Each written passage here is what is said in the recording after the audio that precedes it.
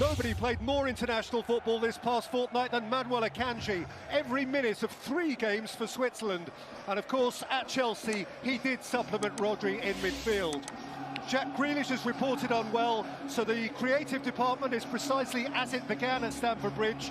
Argentine Julian Alvarez swaps one partnership with Lionel Messi for another with Erling Haaland, who, after a mini scare with Norway, is ready now within a goal of the fastest 50 in Premier League history.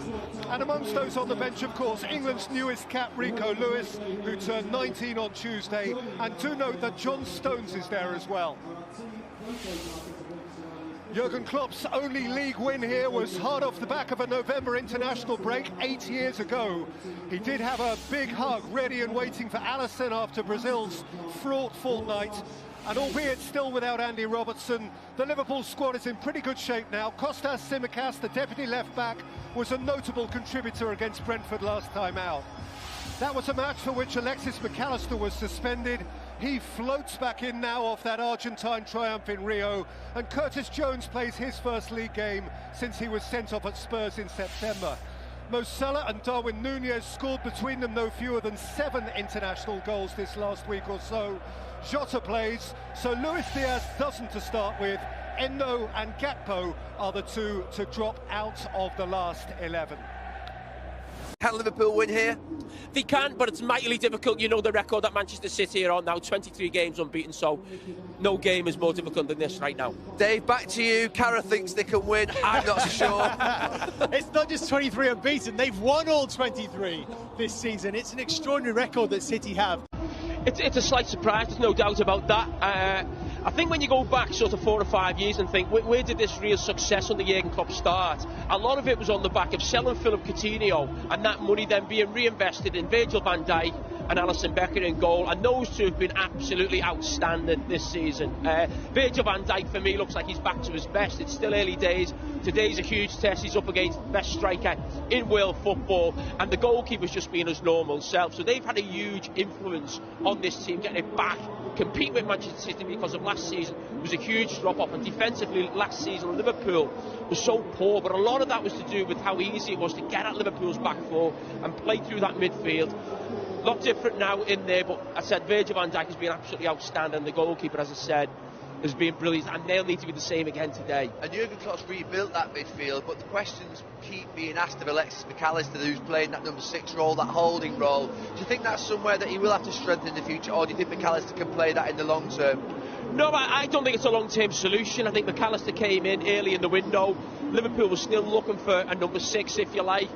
Put that bid in, huge bid for Caicedo. He's moved on, so I think it's something Liverpool will revisit. But he's a different type of number 6. If you think of what Fabinho was in there, now this Liverpool midfield is more technical, and Jurgen Klopp said to me before the game in the interview about being brave on the ball. So you've got no one really better than a Mac Allister type in there who's got to take the ball under pressure and get Liverpool playing. In terms of Trent Alexander-Arnold, you've written a piece this week where the last time that Liverpool played here was the last time that he played as a traditional right-back.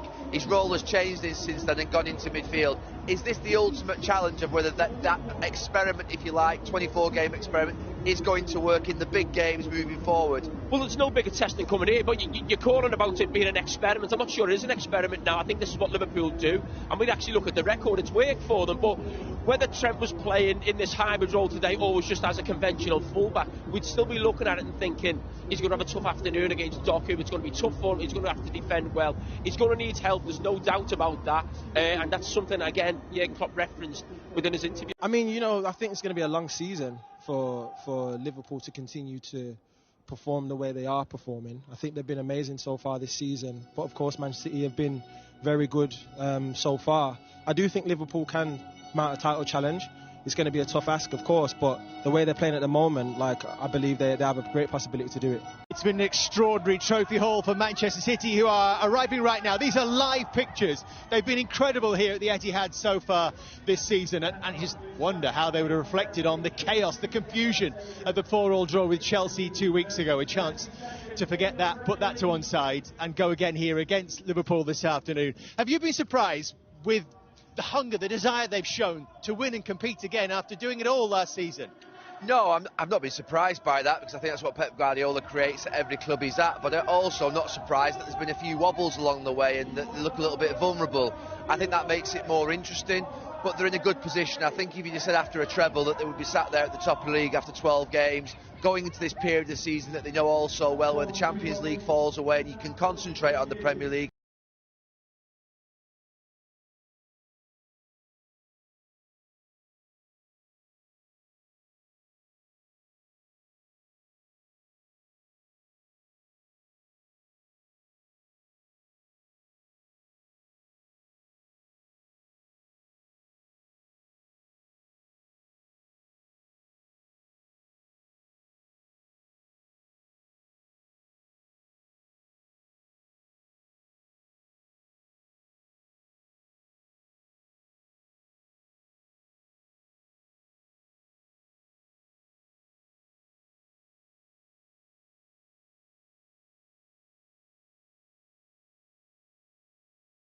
السلام عليكم ورحمة الله وبركاته.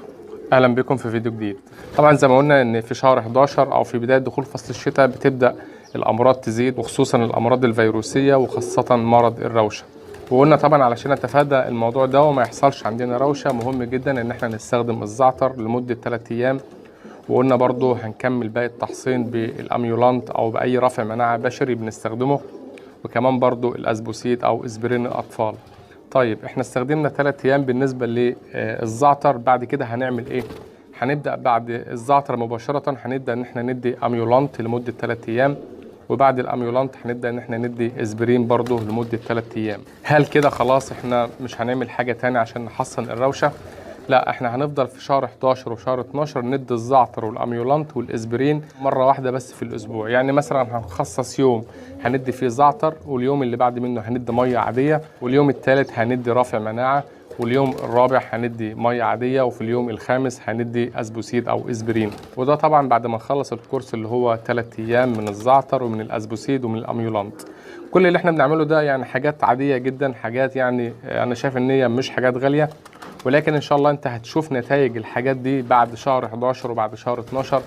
وان شاء الله يعني لو انت استخدمت كل الطرق دي وكل الحاجات اللي احنا اتكلمنا عنها في الفيديوهات اللي فاتت، انا اوعدك ان شاء الله باذن الله ان انت مش هيحصل عندك امراض ومش هيحصل عندك روشه.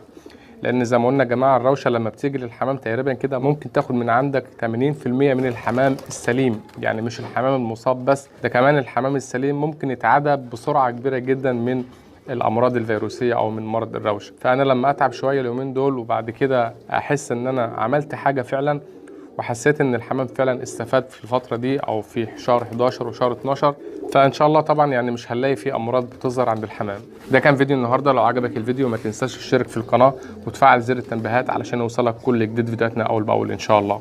شكرا جدا لكم، والسلام عليكم ورحمه الله وبركاته.